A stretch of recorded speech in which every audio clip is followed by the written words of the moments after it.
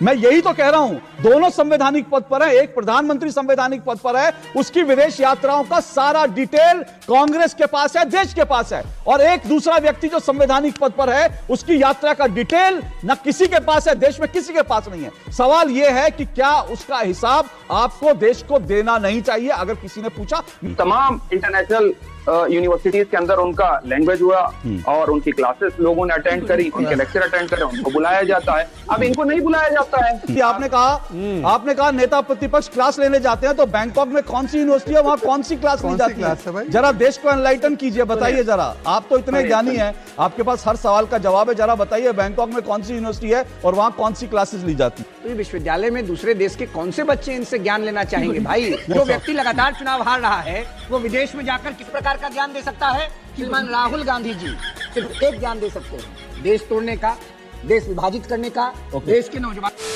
तो हेलो दोस्तों, नमस्कार, जय श्री राम। दोस्तों आज की एक और डिबेट वीडियो काफी धमाकेदार होने वाली है, क्योंकि आज के डिबेट में हमें देखने को मिलने वाले हैं राष्ट्रवादी पत्रकार अशोक श्रीवास्तव और उनके साथ में बीजेपी के प्रवक्ता शहजाद पूनेवाला, और दूसरी तरफ विपक्ष में हमें देखने को मिलने वाले हैं कांग्रेस के समर्थक सैयद जवैद। दोस्तों आज का डिबेट राहुल गांधी और प्रधानमंत्री मोदी के विदेश यात्रा को लेकर आज की यह डिबेट चल रही थी, जिसमें डिबेट में बैठे सभी लोगों ने कांग्रेस के प्रवक्ता को जमकर जलील किया है और उनके जम के मजे लिए हैं, जिसे आपको देखने और सुनने पर आनंद आ जाएगा। तो आज के इस डिबेट में आप लोग शुरू से लेकर अंत तक बने रहिएगा और आज की डिबेट आप लोग पूरी देखिएगा, तभी आप सभी को पूरी डिबेट समझ में आएगी। और वीडियो अगर आप लोग को अच्छी लगेगी तो वीडियो को लाइक करिएगा, चैनल को जरूर सब्सक्राइब करिएगा। आइए आज की शानदार डिबेट को स्टार्ट करके देखते हैं। चलिए शुरू करते हैं। सवाल तो ये पूछना चाहिए इस वक्त कि आदरणीय प्रधानमंत्री जी के कितने दौरे हुए, कितने रुपए खर्च करे विदेश यात्राओं में? ED, CBI, income tax, CAG तो सब आपकी है। पता कर लीजिए कि राहुल गांधी जी कहाँ गए, कितने रुपए खर्च करे, कहाँ से फंडिंग आती है। आपकी तो ईडी, सीबीआई, इनकम टैक्स हर जगह उड़ती फिरती है। कई बार इंट्रोगेशन के लिए बुला चुकी है, राहुल जी को पूछ लेते। आज गृह मंत्रालय आपके पास है, लेकिन आज मूलभूत समस्याएं जो हैं वो उनसे भागने की कोशिश भारतीय जनता पार्टी कर रही है, लेकिन ये देश की आवाम आपको भागने नहीं देगी। आपका कॉलर पकड़ करके घसीट करके पूछेगी कि जो महंगाई का खोपड़ी पर बोरान ला करके खड़ा कर दिया है एप्सिन फाइल के चक्कर में, जो एप्सिन की फाइल थी उसके लिए बोला नहीं जा रहा है। लगातार डोनाल्ड ट्रंप बेइज्जती पे बेइज्जती करते चला जा रहा है और महंगाई थोप दी हमारी खोपड़ी पर, उसका जवाब मांग रहा है। एप्सिन में कितनी बार घूमने मौका दूंगा, समय हो चुका आपका, मौका दूंगा, समय हो चुका आपका। बहुत एक्साइटेड है आप और आपने कुछ सवाल उठाए, जवाब दीजिए शहजाद पूनेवाला। प्रधानमंत्री कितने विदेशी दौरे पे गए, वो क्या करते हैं, उनका एक एक मिनट रिकॉर्डेड होता है, एक एक मिनट वो स्क्रूटनी में होते हैं। वो कोई अनडिस्क्लोज विजिट पे तो जाते नहीं, जैसे Dubai, Vietnam, Italy, Latin America, Oman में राहुल गांधी जी सिक्योरिटी छोड़ के जाते हैं। उनके पास तो ये सुविधा नहीं है। कितना खर्च होता है प्रधानमंत्री जी की यात्रा पर, वो आरटीआई डालकर अशोक जी, आप, मैं, रोहित भाई, सैयद जवाद, जो चाहे जिस ट्रिप का चाहे निकाल सकते हैं। अब सवाल फिर से मैं दोहराना चाहता हूँ कि आप 50 ट्रिप्स पे गए जो डॉक्यूमेंटेड सीआरपीएफ के लॉग से है। उस ट्रिप में खर्च हुआ 60 करोड़, ये भी डिनाई नहीं हो रहा है, क्योंकि आप विदेशी बड़े हॉस्पिटैलिटी में रहते हैं। आपकी इनकम उतनी नहीं है।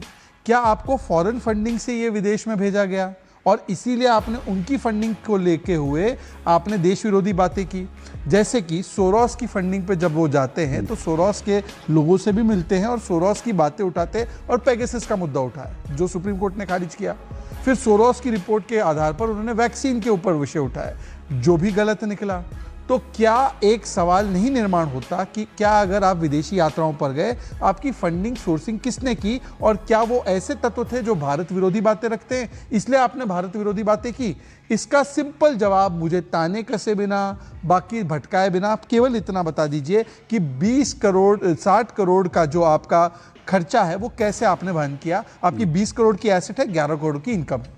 बिल्कुल सही कहा। प्रधानमंत्री की विदेश यात्राओं पर कई आरटीआई लग चुकी हैं और उन्हीं आरटीआई को लेकर आज कांग्रेस ने करा भी है कि पीएम यहां जाते हैं वहां जाते हैं।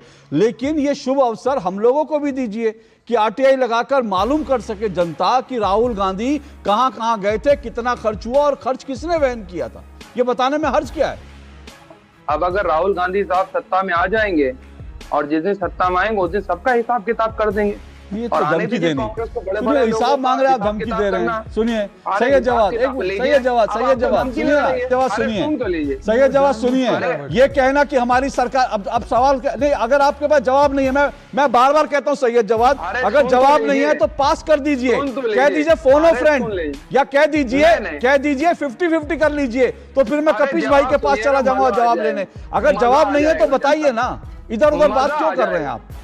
मैं सवाल रिपीट कर देता हूं क्योंकि आपके पास जवाब नहीं है, या फिर आप इधर उधर अरे। करना चाहते हैं। मेरे जो व्यूअर्स हैं उनको आप बरगलाए नहीं, इसीलिए मैं सवाल रिपीट कर देता हूं। मैं सीधा सा पूछ रहा हूं कि भाई आरटीआई लगाकर प्रधानमंत्री की यात्राओं का हिसाब कांग्रेस के पास है, सारी यात्राओं का हिसाब है, पल पल का हिसाब है, कितना पैसा हुआ, कहां से लगा, सारा हिसाब है। राहुल गांधी एक संवैधानिक पद पर है, संविधान की दुहाई आप लोग देते हैं, तो राहुल गांधी की यात्राओं का विवरण, उस पर जो खर्च हुआ, किसने खर्च किया, उसका विवरण आरटीआई में कोई नहीं लगा सकता, तो आप लोग वैसे ही दे दीजिए ना, क्या समस्या है? ये बड़ी अच्छी बात कही आपने कहा राहुल गांधी एक संवैधानिक पद पर है, तो आदरणीय प्रधानमंत्री जी भी एक संवैधानिक पद पर हैं। आप राहुल गांधी को तो कटघरे में खड़ा कर रहे हैं, लेकिन संवैधानिक तौर पे आदरणीय प्रधानमंत्री जी, हाँ सर मत पकड़िए, अभी तो बहुत सर जो है पटकना बाकी होंगे, अभी आपके सवालों के जवाब तो देने दीजिए। मुझे लगता है, मुझे दूसरी कई सबसे बार बड़ी लगता है बात सैयद जवाद, सुनिए ना, आपने क्या कहा, प्रधानमंत्री संवैधानिक पद पर है, राहुल गांधी, हाँ भाई दोनों संवैधानिक पद पर हैं। मैं यही तो कह रहा हूं, दोनों संवैधानिक पद पर है। एक प्रधानमंत्री संवैधानिक पद पर है, उसकी विदेश यात्राओं का सारा डिटेल कांग्रेस के पास है, देश के पास है, और एक दूसरा व्यक्ति जो संवैधानिक पद पर है, उसकी यात्रा का डिटेल ना किसी के पास है, देश में किसी के पास नहीं है। सवाल यह है कि क्या उसका हिसाब आपको देश को देना नहीं चाहिए? अगर किसी ने पूछा, मैं तो कह रहा हूं ये अब भी डिबेट खत्म करके हम टॉपिक चेंज कर लेंगे। लाइए कागज दीजिए, कहिए ये रहा हिसाब, खत्म हो गई बात, चलिए फिर उसके बाद जो है डिबेट महंगाई पे कर लेंगे। बोलिए, है ना? चलिए, देखिए, ये तैयार है, ये तैयार है, आप हिसाब दीजिए, अभी हम महंगाई पे डिबेट कर लेंगे। चेंज कर आप अभी तुरंत का हिसाब दे दीजिए, और उसके बाद महंगाई पे डिबेट को हम खत्म कर देंगे। बीजेपी का कुछ नहीं है कहने के लिए, बोलिए। अरे 2014 से लेकर के अब तक तो हिसाब दे नहीं पाए हैं। आज क्या 1 घंटे में हिसाब दे देंगे? 2014 से लेकर के अब तक का हिसाब दे दे, एक पाई का, 5 घंटे नहीं 15 घंटे जो है चर्चा करेंगे हम लोग। सैयद जवाब, नाटक की क्लास खत्म हो गई। अरे सुन, शहजाद को दिखाइए, शहजाद से हंसी नहीं रुक रही, मेरे से हंसी नहीं रुक रही। हम सोच रहे हैं कि यार हम कहां पर फंस गए हैं। हम नहीं देंगे। सैयद जी आपका पूरा सम्मान है, जरा विवरण दे दीजिए। अरे बाप रे, पूरा सम्मान है आपका सर, पूरा सर दे दीजिए हम सर। बिल्कुल हिसाब देने के लिए तैयार हैं, तो दे दीजिए ना, बता दीजिए बस। एक आप हिसाब दे दीजिए, दूसरा हम दे दें। आप सत्ता में, हम विपक्ष में, तो सत्ता पक्ष की बड़ी जिम्मेदारी। आप बताइए F3 से कितनी बार मुलाकात हुई? जीरो, और क्या जीरो, बात एक भी बार नहीं हुई। अब बताइए, एक भी बार नहीं हुई, सब झूठ है। अब बताइए, अब झूठ है। वो रिपोर्ट में नाम आना मतलब उसमें तो महात्मा गांधी का भी नाम है, उसमें जीसस का इसका भी जिक्र है। जिक्र होना कुछ प्रूफ नहीं है। सुनिए, हो गया। सुनिए, थेथराई बंद। आज रोहित जी हैं तो रोहित जी की भाषा में मैं सब इस्तेमाल कर रहा हूं शब्द, थेथराई बंद कीजिए। विषय है आपके पास चर्चा करने के लिए तो ठीक है, आपके पास नहीं है। तो कौन कौन सी यूनिवर्सिटी के अंदर गए? कैम्ब्रिज यूनिवर्सिटी के अंदर गए, राहुल गांधी साहब को इन्विटेशन आया, उनको बुलाया गया, उनका लेक्चर हुआ। हार्वर्ड यूनिवर्सिटी के अंदर गए, उनको बुलाया गया, उनका लेक्चर हुआ। स्टैनफोर्ड यूनिवर्सिटी के अंदर गए, उनका लेक्चर हुआ। तमाम इंटरनेशनल यूनिवर्सिटीज के अंदर उनका लैंग्वेज हुआ और उनकी क्लासेस लोगों ने अटेंड करी, उनके लेक्चर अटेंड करे, उनको बुलाया जाता है। अब इनको नहीं बुलाया जाता है। अब चाय पकौड़ा बेचने वालों को क्या पता होगा कि देश की लैटिन इकोनॉमी क्या अमेरिका, होगी? रोमान में कौन सी क्लास? अब बता दिया ना। आपने कहा कि यूनिवर्सिटी में बुलाया जाता है, ठीक है, यूनिवर्सिटी में बुलाया जाता है, तो भाई कोई यूनिवर्सिटी अगर किसी को बुलाती है, विदेश में भी बुलाती है, तो वो यूनिवर्सिटी भी तो कम से कम कोई हिसाब देती है, बताती है हमने टिकट दिया, ये दिया।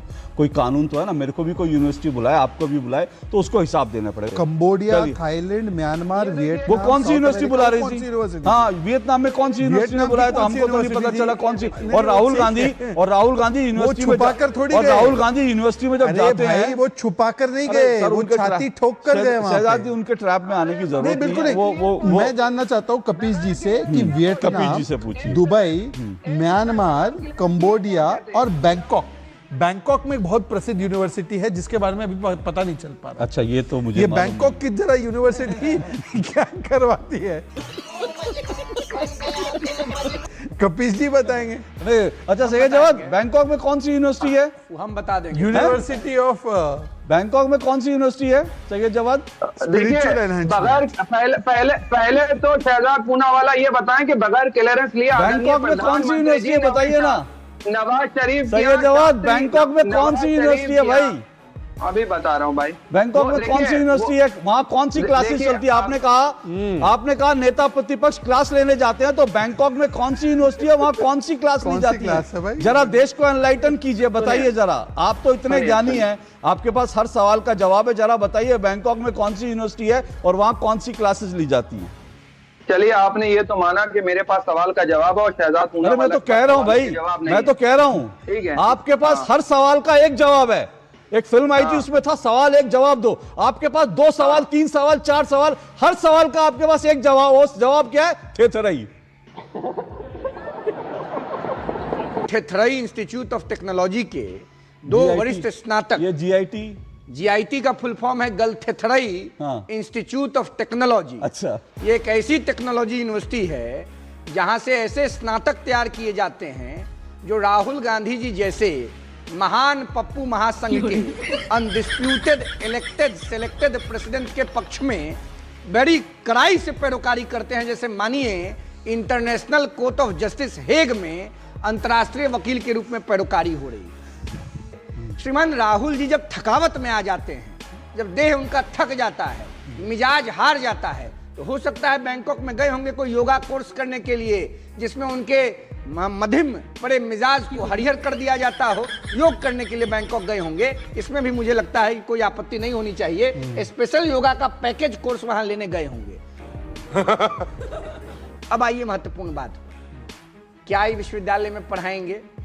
कांग्रेस पार्टी के कार्यकर्ताओं की पाठशाला में कांग्रेस पार्टी के कार्यकर्ताओं को समृद्धि तकनीक से अवगत करा ही नहीं पा रहे हैं, तो ये विश्वविद्यालय में दूसरे देश के कौन से बच्चे इनसे ज्ञान लेना चाहेंगे भाई? जो व्यक्ति लगातार चुनाव हार रहा है, वो विदेश में जाकर किस प्रकार का ज्ञान दे सकता है?